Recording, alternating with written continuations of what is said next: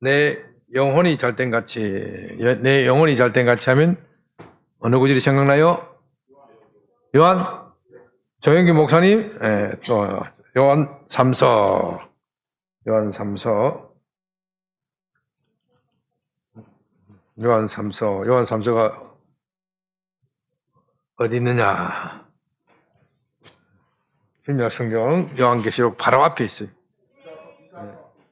요한계시록 가서 요한 3서 3장, 요한 3서 3장이 아니라 요한 3서 1장 2절. 원래 요한 3서는 1장만 한 장만 있으니까 2절입니다. 다 같이 시작. 사랑하는 자여, 내 영혼이 잘된 같이 내가 범사에 잘되고 강건하기를 내가 간구하노라. 다시 한번 읽습니다. 사랑하는 자여, 내 영혼이 잘된 같이 내가 범사에 잘되고 강건하기를 내가 간구하노라. 옆에 사람 보시고 인사합니다. 사랑하는 자여, 내 영혼이 잘된 같이 내가 범사에 잘되고 강건하기를 내가 간구하노라. 네, 이 인사는 사도 요한이 가이오라는 장로님에게 보내는 편지에서 나오는 말씀입니다. 영혼이 잘된 같이 범사에 잘되고 강건하기를 내가 간구하노라. 우리 조영기 목사님께서 이 말씀을 가지고 아주 설교를 잘 하셨고 또 많은 선한 영향력을 미쳤습니다. 범사가 잘 되고, 범사가 잘 된다는 것은 모든 하는 일이 잘 된다, 형통하다, 모든 하는 일이 잘 된다. 돈을 버는 사람은 돈을 잘 벌게 되고, 사업하는 사람은 사업이 잘 되고, 또 공부하는 학생은 공부가 잘 되어서 좋은 학교에 척척 들어가고, 시험에 공부하는 사람은 시험이 척척 붙는 것. 그게 범사가 잘 되는 것이죠. 강건하기라는 것은 뭐예요? 건강하게 지내는 것, 강건. 이제 참 좋은 말씀이죠. 범사가 잘 되고 강건하기를 바라는 것. 바라는 것. 그걸 바라지 않는 사람이 어디 있겠습니까? 그런데 뭐가 잘 된다고요? 영혼이 잘 된 거다. 범사가 잘 되고 강건하기를 잘 된다는 것은 영어로 말하면 prosperous, 잘 번성하는 것. 잘 된 건강한 거, 헬시, 건강한 거, 그거 다 알겠는데, 영혼이 잘 된다. 이 영혼이 잘 된다는 것이 참, 그게 무엇을 이야기하는 것인지 잘 이해하기가 좀 어렵습니다. 사실 영혼이라는 개념이 쉬운 개념이 아니지요.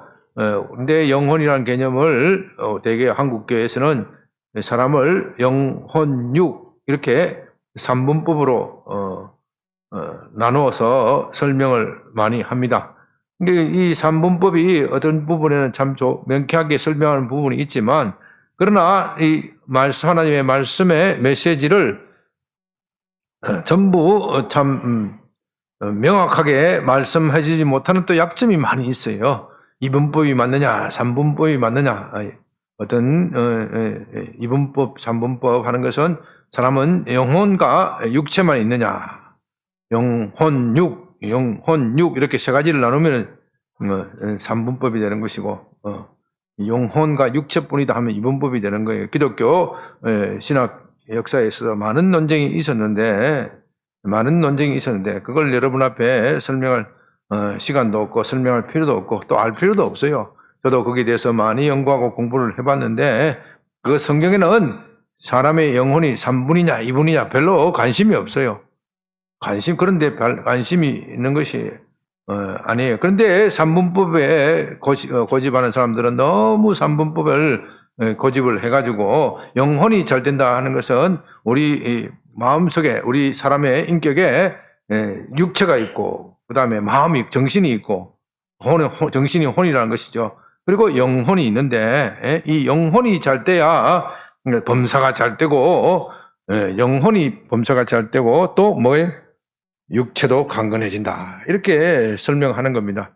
그렇게 설명하는 것까지는 좋은데, 그렇다면 그 영혼이 뭐냐?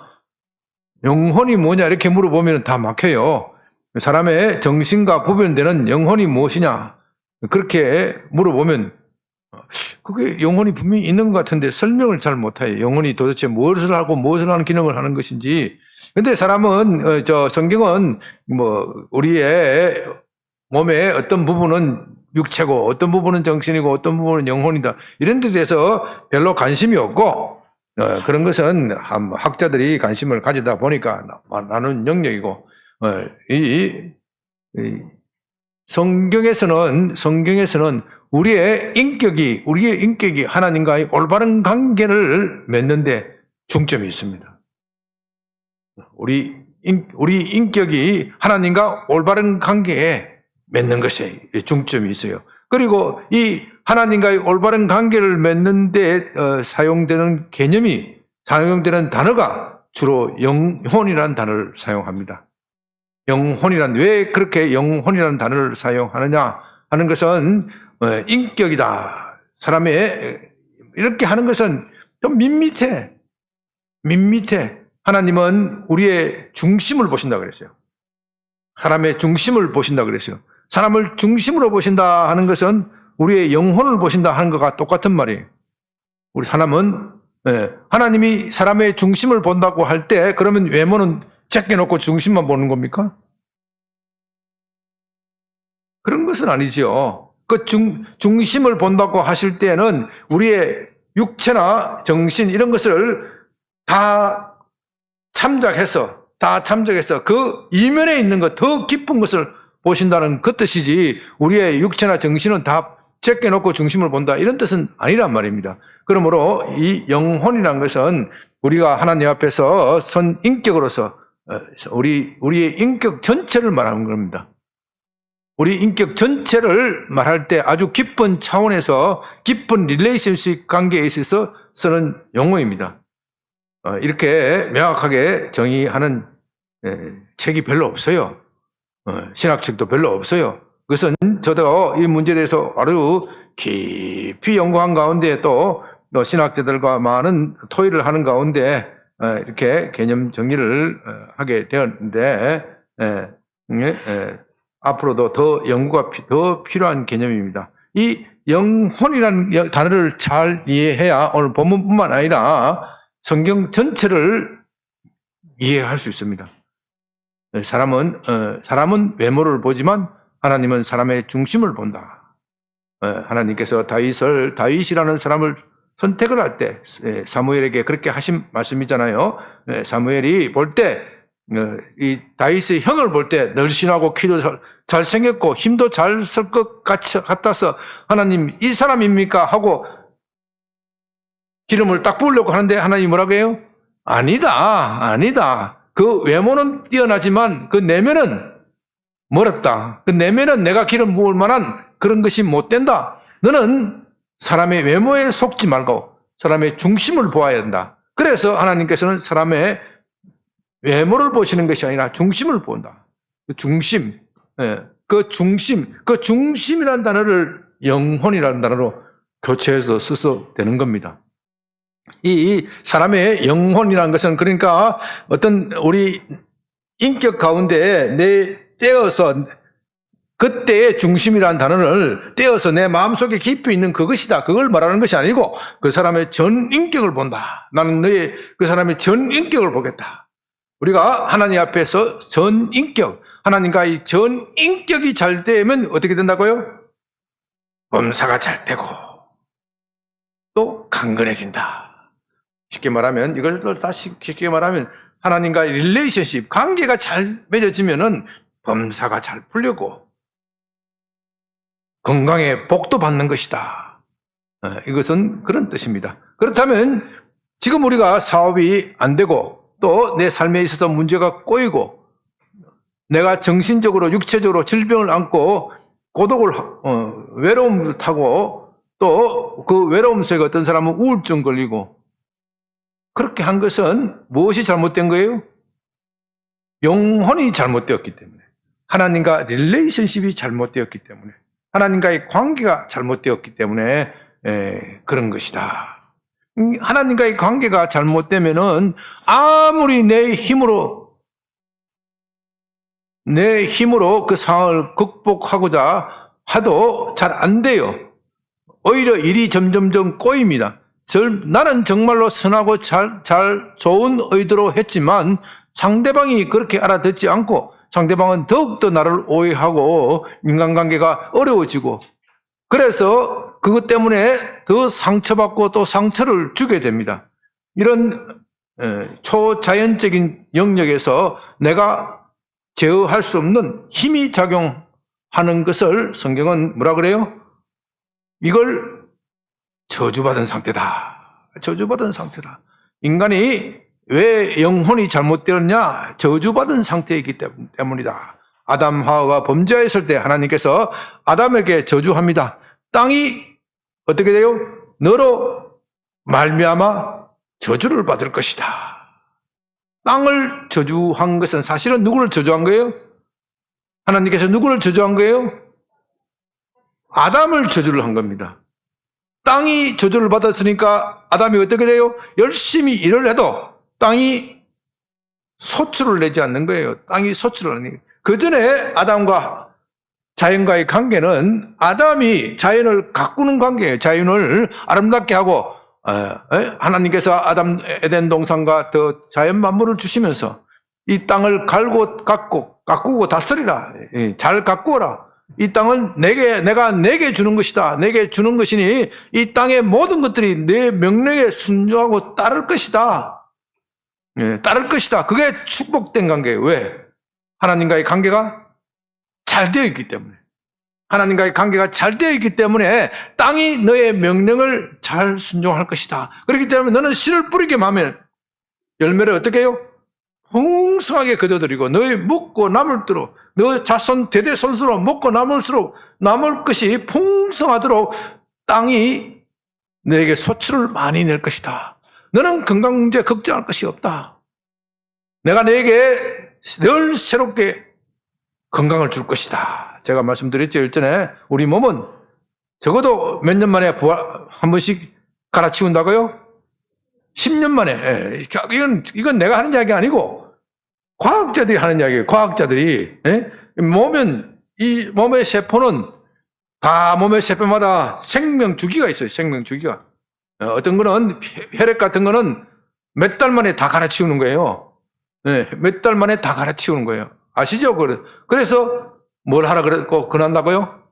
헌혈하라고요. 어차피 죽어서 없어질 세포를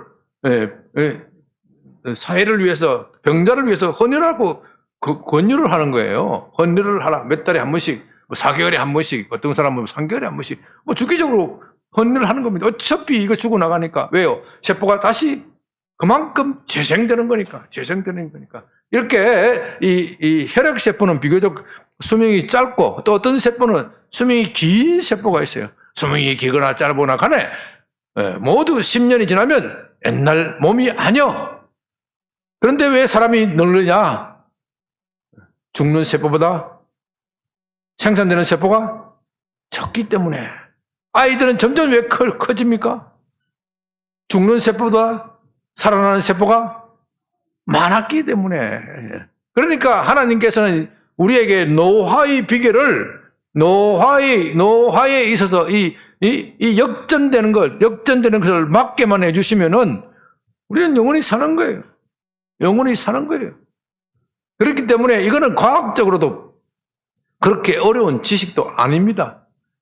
그러나 아담이 범죄를 한 이후에 하나님께서는 그 초자연적 지식을 막아놓으셨기 때문에 우리는 육체는 늙어가고 죽는 겁니다. 어쩌면 화영금이라는 것, 에덴 동산으로 들어가는 화영금, 이것은 어떻게 보면 그런 것일 수도 있는 겁니다. 하나님께서 우리 인간에게는 허용 안 되는 지식, 지금 우리 인간의 수준에서는 넘을 수 없는 지식의 한계를 설정하셔서 어쩔 수 없이 죽도록 만들어 놓으셨습니다. 그러나 요한계시록 끝장에 가보면 어떻게 해요? 생명나무로 가는 길이 열렸어요. 생명나무로 가는 길이 열렸어요. 거기서 요한계시록 21장에 보면은, 마지막 장에서 보면은 사시사철 열매를 맺고 생명나무의 열매를 먹고 마시는 거예요. 창세기 3장에서 닫혔던 화영금이 열리는 거예요. 그것이 구체적으로 어떻게 어떤 세상을 말한다는 것은 우리가 자세히 알 수는 없지만 지금 우리가 오늘 본문 말씀과 관련해서 중요한 것은 우리의 현재의 상태는 저주받은 상태에 있다. 저주받은 상태에서는 우리 초자연적인 힘과 능력이 작용하여서 우리의 상황을 악하게 만든다.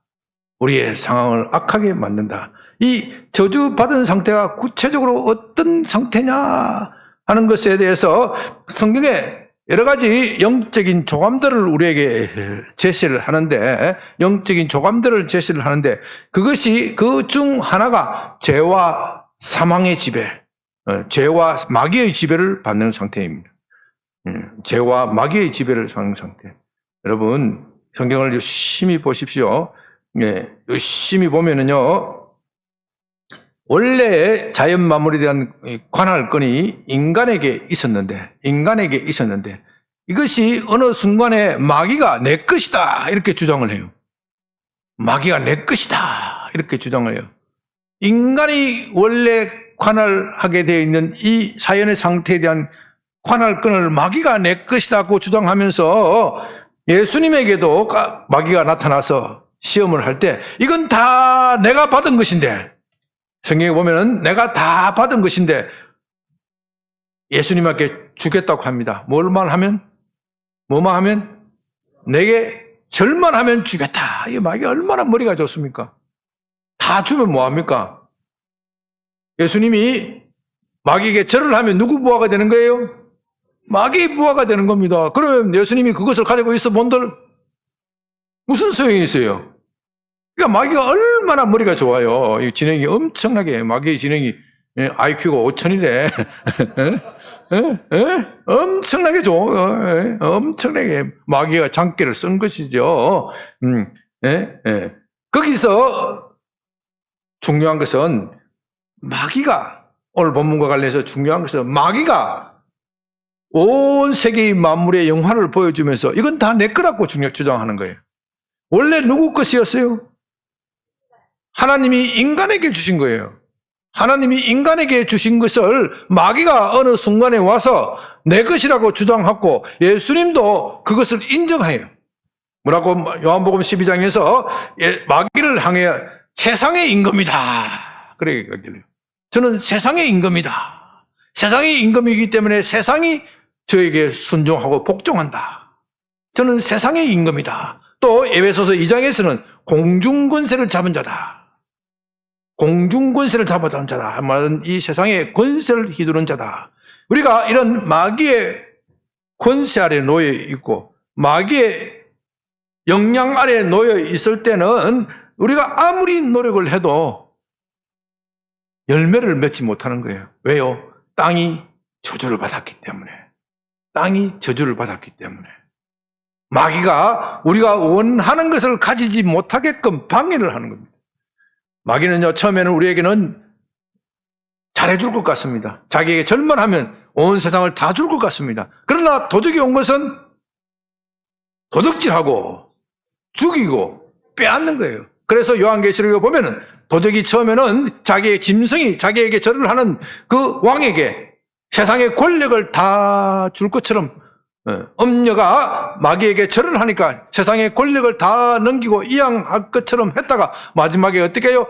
그 짐승이, 그 사탄이 그 엄녀를 찢어버리고 발기고 아주 작사를 내버리는.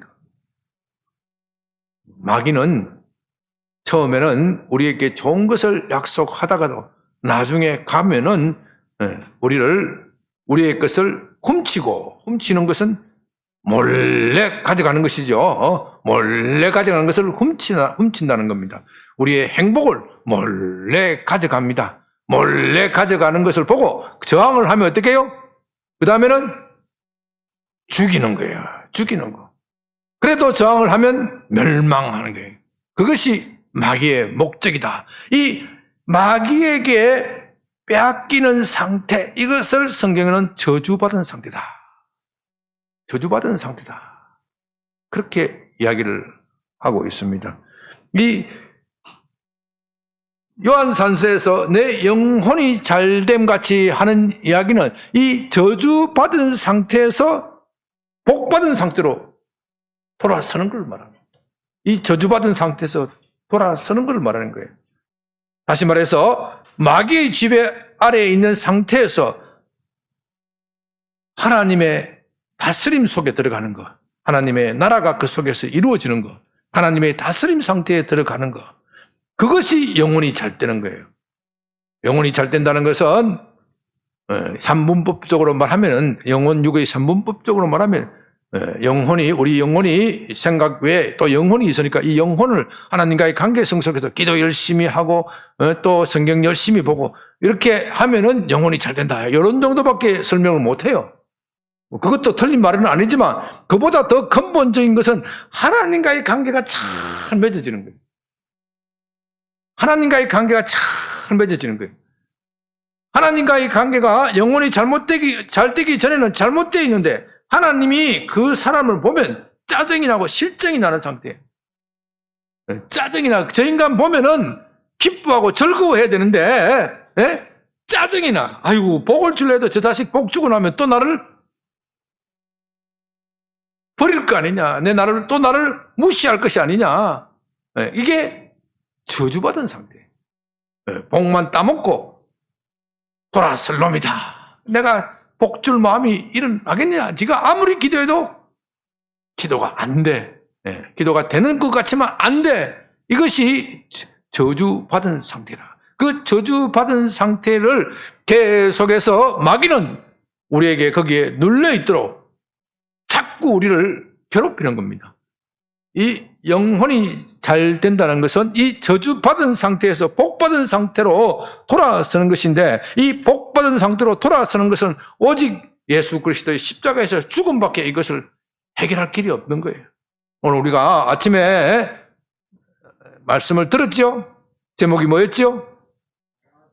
자랑할 것이 없다.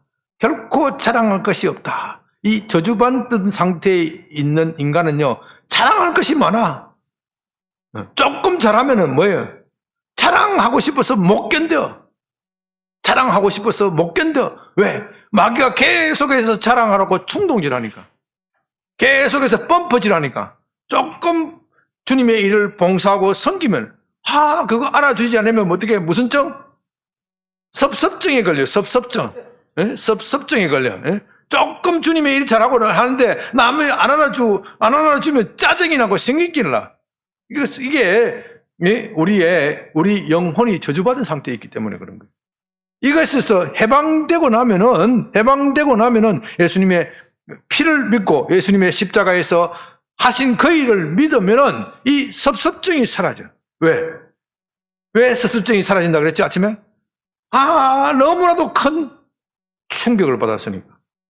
너무나도 큰 충격을 받았으니까 예수님이 하신 일이 너무나도 크고 귀하기 때문에 내가 할 말이 없어지는 거예요. 말문이 딱 막히는 거예요. 말문이 딱 막혀야 돼. 내 인간적인 말문이 딱 막혀야 그 다음에 뭐가 틀린다? 영적인 복이 터지는 거예요. 말문이 막혀야 돼. 내가 할 말이 아직도 많은 사람은 이게 제대로 된 믿는 상태가 아니란 말입니다. 그런데 여러분이 여기서 한 가지 아셔야 될 것은요, 우리가 이 저주받은 상태에서 축복받은 상태로 돌아서는 것을 다른 말로 하면은 거듭난다. 그렇게 표현해요. 거듭난다. 새 사람이 된다. 거듭난다. 새 사람이 되는 것은 우리의 인격적인 측면에서 하는 이야기이고 또 우리가 복받은 상태로 돌아선다 하는 것은 우리가 어떤 복의 상태에서 하는 이야기인데 그건 다 같은 측면인데 이 거듭나는 것은 한 번에 끝나지 않는다는 거예요. 한 번에 끝나지 않는다. 이 주님께서 요한복음 3장에서 니고데모에게 물과 성령으로 거듭나지 않으면 어떻게 된다고요? 하나님 나라를 들어갈 수 없다. 하나님 나라에 들어갈 수 없으면 무슨 상태? 저주 상태, 하나님 나라에 들어가면 복된 상태, 하나님 나라에 들어가지 못하면 저주받은 상태에서 마귀의 지배 속에서 계속해서 자기를 나타내고 자기 자랑을 하는 인격 속에서 살아가게 되는 겁니다. 그것이 복된 상태로 되려면은 인격이 거듭나야 되는데, 이 인격이 여기서 거듭난다는 것은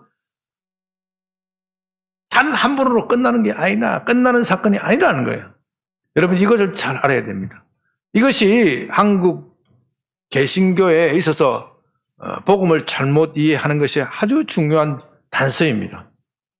어쩌면 한국교회뿐만 아니라 세계적으로 볼 때 개신교가 아주 신학적으로 정리를 잘 했는데 그 다음에 자기 함정에 빠진 것이 이거예요. 우리는 개신교에서 칭의라 그러죠. 칭의, 어려워진다 하는 거, 그 다음에 칭의, 다음에 성화, 이것을 분리를 했어요. 이 로마 가톨릭은 이것을 하나로 딱 만들었기 때문에 무슨 결점이 생긴다냐. 행위 구원으로야. 그렇다면 행위로 구원받는 거 아니냐. 이런 결점이 생겨버린 거예요. 그래서 루트나 켈빈이 그건 아니고 칭의와 성화를 구분을 한 거예요. 그런데 이 한국 개신교뿐만 아니라 세계적인 개신교에서 잘못된 것이 이 칭의만 구원으로 생각하는 거예요. 칭의만 구원으로 생각하고 성화는 구원이 아니다. 그 성화는 뭐예요? 옵션이다. 이렇게 생각한 거예요. 이게 원래 종교개혁자들의 생각과는 전혀 다른 생각입니다. 종교개혁자들은 그 사람이 칭의가 되면 그 순간부터 뭐가 일어난다고요? 성화가 일어나는 것이다. 그렇기 때문에 성화가 없는 칭의는 거짓된 칭의이기 때문에 이것은 정말로 믿은 것으로 볼 수 없다. 로마 가톨릭 교회 신학자들이 루트나 켈빈과 같은 개신교 신학자들에게 공격을 합니다. 그렇게 칭의와 성화를 나누면은 결국 그 당신들의 믿음은 헛것이 아니냐. 믿기만 하면 다 구원받는다고 하는데 그러면 사람이 그 행실이 아무렇게나 해도 된다는 말이냐. 그건 말도 안 된다. 그렇게 주장을 강력하게 비판을 합니다. 초기 종교개혁에서. 그래서 루트나 켈빈과 같은 신학자들이 내 말을 절대로 오해하지 말기 바랍니다. 칭의와 성화는 결코 분리될 수 없는 하나의 것입니다. 그러나 로마 가톨릭교에서는 이것을 너무나도 범벅을 만들어 놓았기 때문에 행위구원에 빠졌으니 우리가 이것을 바로 시정하기 위해서 이런 이야기를 하는 겁니다. 그래서 루트는 유명한 이야기를 하죠. 죄 짓는 의인이다. 죄 짓는 의인이다. 의인은 되었지만 계속해서 죄를 지을 수밖에 없다. 그러나 그는 계속해서 성화되어 나가기 때문에 죄 짓는 율이 어떻게 돼요? 점점 줄어드는 것이다. 죄 짓는 의인이라는 건 말이 안 되잖아요. 말이 안 돼. 어떻게 의인이 죄를 지을 수 있습니까? 그러나 하나님께서 예수님의 피로 그를 사셨기 때문에 그는 이미 법적으로 의인이 되었다. 그러나 그의 성품 속에서는 아직도 죄인의 습성, 마귀의 습성이 남아있다. 마귀의 영향력을 계속해서 받고 있으니 그는 죄를 지으면서도 의인이면서도 계속 죄를 지을 수밖에 없지만 그러나 그의 성품을 하나님께서 계속 터치하시기 때문에 그의 성품을 계속해서 그를 타치하시기 때문에 그는 계속해서 성화되어 나갈 것이다. 이것이 개신교의 구원론입니다. 우리가 영혼이 잘 된다는 것은 이 개신교의 구원론 속에서 생각을 해야 되는 겁니다. 우리 영혼이 점점 하나님과 닮아져가는 모습을 가져갈 때 우리 영혼이 잘 되는 거예요. 예수님의 모습을 닮아갈 때 잘 되는 것인데 이것이 단번에 되는 것이 아니라는 거예요. 단번에 되는 것이. 그래서 예수님께서는 물과 성령으로 거듭나지 않으면 천국에 들어갈 수 없다고 말씀하셨는데 또 한편으로서는 여기에 성령, 여기 물과 성령이란 말은 뭐 또 그것 설명하면 한참 걸리는데 그냥 성령으로 생각하시면 돼. 성령, 물은 적게 놔두고 성령으로 생각하시면 돼. 성령으로 거듭나야 되는데 성령으로 거듭난다는 것은 예수님의 십자가 사건을 성령께서 우리에게 깨닫게 하시고 설명하시고 그것을 우리에게 탄하고 감복시킨다는 그 뜻이에요. 예수님의 십자가 사건을 보면서 어제에 말씀드렸죠. 어떤 사람은 무덤덤해. 그게 어떻다든 말이야. 그 양반이 그렇게 십자가에 죽은 거하고 나하고 무슨 상관이냐. 그런 이야기를 들어도 무덤덤한 사람이 있는데 어떤 사람은 번개처럼 꽂히는 사람이 있어. 어떤 사람은 가슴 깊이 그것이 확 꽂히는 사람이 있어. 확 꽂히면 어떻게 돼요? 눈물이 와르르 쏟아지는 거예요. 눈물이 와르르 쏟아지면서 내가 자랑했던 것은 아무것도 아니네. 내가 자랑했던 것은 아무것도 아니네. 그것을 누가 하게 하신다고요?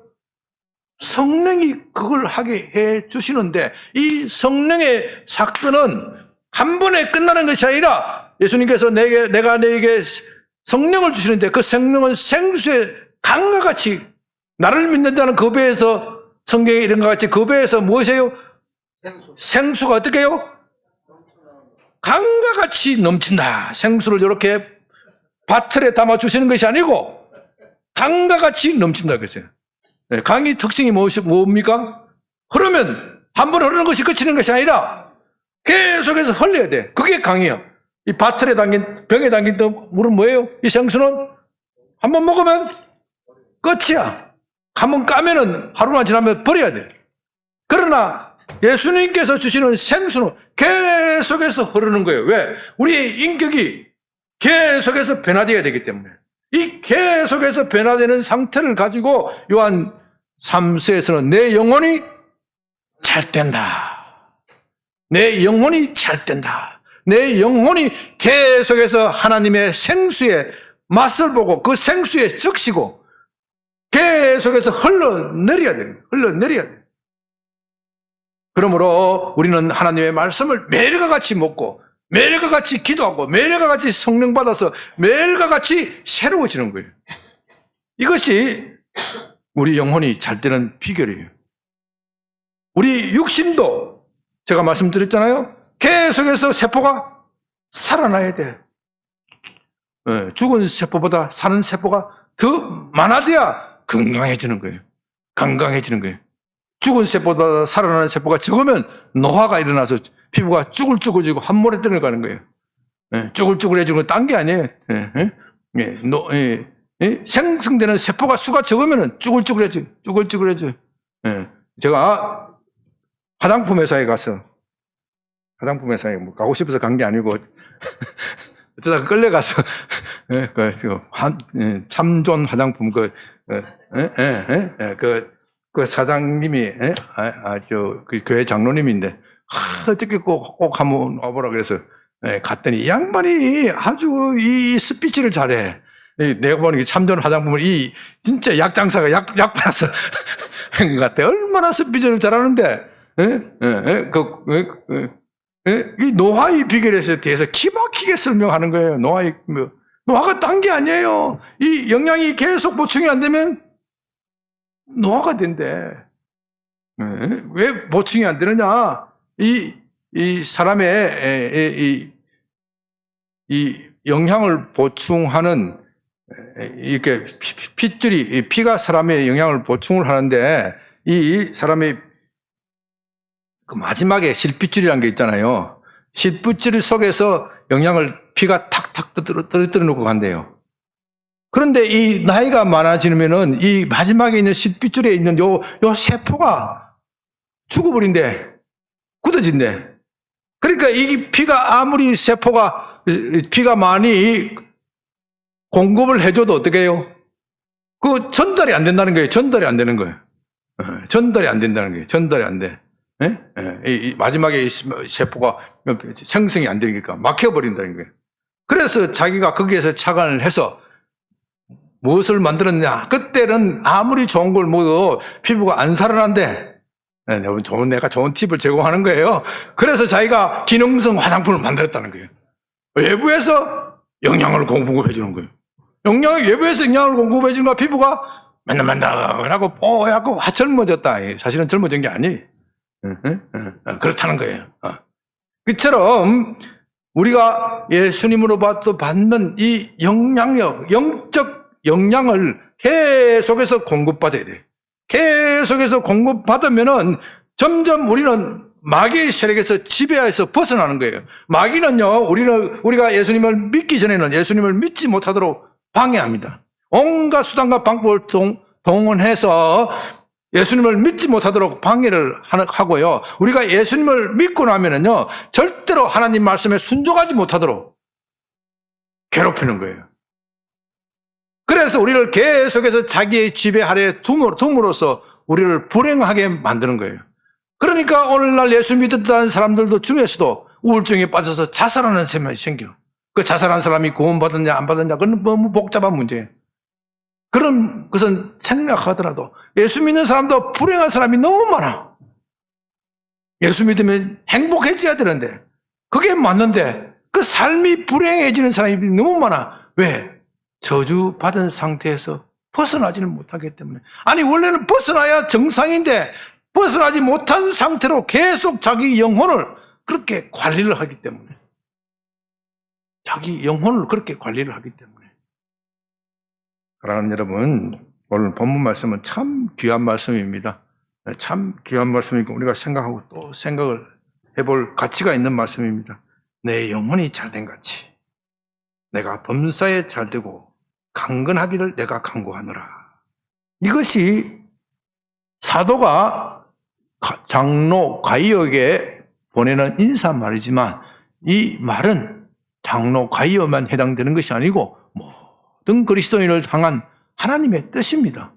하나님은 우리가 하나님과의 관계가 잘 맺어져서 우리의 모든 것이 잘 되고 또 우리가 강건하기를 건강하게 장수의 복을 누리면서 살기를 원하십니다. 누가 자기의 자녀가 병들고 지치고 피곤하기를 원합니까? 그런 사람이 없습니다. 육신의 부모라도 그럴진데 하물며 우리 영혼의 아버지이신 하나님이 우리가 비참하게 사는 것을 바라는 겁니까? 아닙니다. 그래서 야고보서에서 그렇게 말하지 않습니까? 야고보서 요것만 말씀드리고 마칩니다. 야고보서 1장 12절 시험을 참는 자는 복이 있나니 이는 시련을 견뎌낸 자가 주께서 자기를 사랑한 자에게 약속하신 생명의 멸류관을 얻을 것이기 때문이라. 시험을 참는 자, 시험은 누가 내느냐? 13절 사람이 시험을 받을 때 내가 하나님께 시험을 받는다 하지 말라. 하나님은 아예 시험을 받지도 아니하시고 친히 아무도 시험을 하지 아니하시느니라. 여러분 시험은 누가 내고요? 누가 낸다고요? 마귀가 내는 거예요. 마귀가. 그런데 하나님은 그것을 허용하시기 때문에 우리가 할 일은 뭐예요? 참고 견뎌내는 거예요. 왜? 우리 속에서 하나님과의 영혼이 잘 되지 못하기 때문에, 잘 되지 못한 상태에 있기 때문에 영혼이 잘 되라고 그 시험을, 마귀의 시험을 받도록 허용하시는 거예요. 심지어 자기 아들이신 예수님조차도 마귀의 시험을 받도록 허용하시는 거예요. 그러나 시험을 내는 건 하나님이 내는 것이 아니라 누가 낸다고요? 마귀가 내는 것이다. 하나님의 원래의 뜻은, 저와 여러분을 향한 뜻은 우리가 잘 되고 건강하기를 원하는 거예요. 그러나 우리 영혼이 우리 스스로 관리를 잘 못하기 때문에 일시적으로 그런 악한 상태, 우리 영혼이 사업이 잘 안 되고 건강이 약한 상태에 있을 때 어떻게 해요? 잘 견뎌내라는 거예요. 마귀의 시험을 잘 견뎌내라. 때가 되면 내가 너희를 고쳐주겠다. 언제요? 우리의 영혼이 잘 되면 내가 고쳐준다. 그것이 하나님이 우리에 대한 약속입니다. 저와 여러분은 이 약속의 말씀을 믿으면서 여러분이 당한 시험을 잘 견뎌내고 마침내 의의 평강한 열매를 맺는 여러분이 되시기를 바랍니다.